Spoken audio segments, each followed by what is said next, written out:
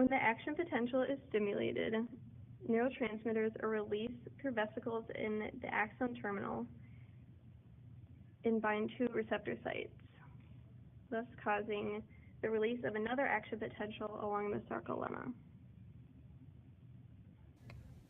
The action potential will continue down the sarcolemma, down the T-tubule, which will then stimulate the active transport of calcium out of the sarcoplasmic reticulum.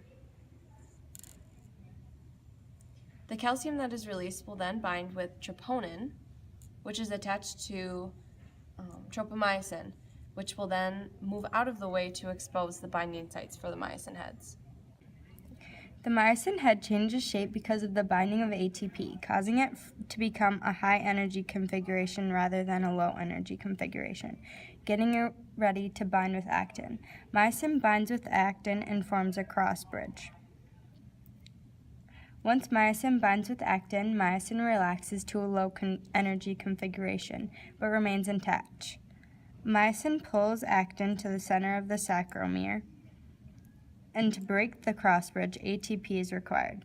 This process occurs until the muscle relaxes and calcium returns to the sarcoplasmic reticulum. The muscle contraction called rigor mortis occurs due to lack of ATP when the muscle dies. Without ATP, ADP remains bound to the cross bridges, and the cross bridges remain tightly bound to actin. This results in myosin and actin not being able to detach from themselves.